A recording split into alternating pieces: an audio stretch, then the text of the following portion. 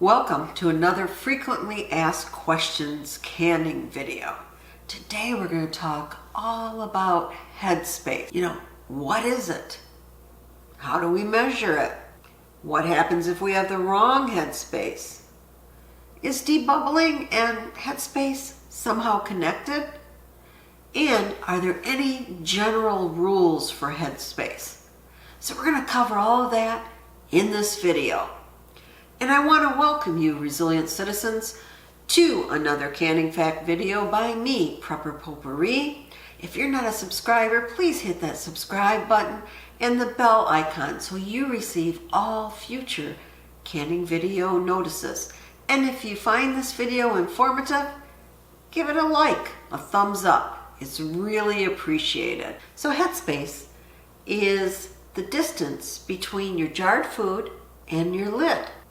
And it's one of the key factors whether you get a good seal on your lid, so you can do that, or not.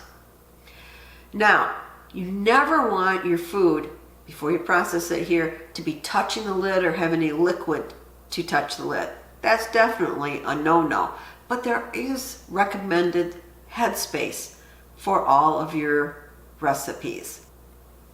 And it differs on what's being canned. So you might say, how do you measure Headspace? Well, you could use a ruler, or you could use this handy dandy debubbling tool. And if you notice, it's got like steps almost there, right? So at the big over here, this shows, so at the very top there for the notch, it shows you where your 1-inch Headspace is.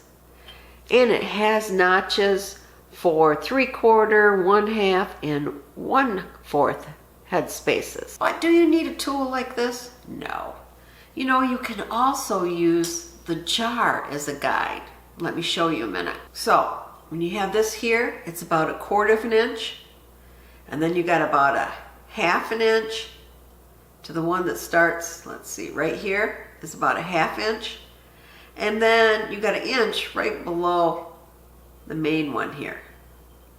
So that gives you a handy dandy guide to use without using a ruler or a debubbling tool.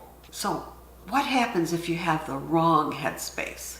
Well, your main concern is you don't have a good seal. It might seem fine when you take it out of your canner, but then you go to your pantry shelves and oh no, you've got food spoilage. So try to follow a recipe as much as you can for the recommended Headspace. If you have too little Headspace, the food might expand, and that can cause a problem, right? It could be touching the lid, so it could cause a problem with your seal. Or if you have too much Headspace, it has more air in it, and it might not, your processing time might not be correct because it should have been longer because of that extra air. Now, you might have a problem where your Headspace really changed. It could be because you had siphoning while you were canning, and I have a Canning Fact video on siphoning.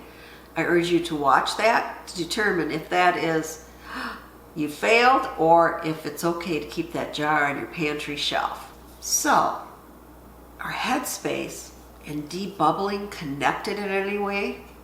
The short answer is yes, because as you debubble your food, it's trying to release the air trapped right in between food particles.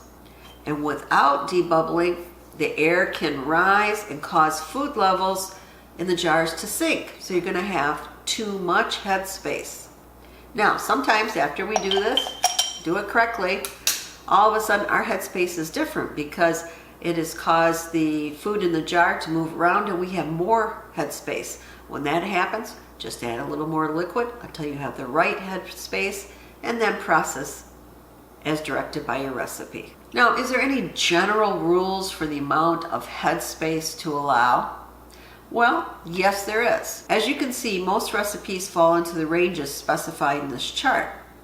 Jellies, jam, soft spreads, fruit juice are 1/4 inch. Fruits, tomatoes, pickles, relishes, chutneys, condiments are 1/2 inch, and low acid such as vegetables, meat, and a mixture of acid and low acid are 1 to 1/4 inches. And the reason that low acid is greater is to allow for temporary expansion and boiling during pressure canner. However, you always want to follow recipe's recommendation as long as it's from an acceptable site. I do want to mention if you use Tadler reusable lids, you might want to have a more generous headspace, and I urge you to do your own research on that. So that's it with Headspace. Relatively simple. Just try to follow Headspace rules as best as you can, and hopefully you'll have a sealed jar every time you can. So, happy canning, and remember, check out my other canning frequently asked question videos.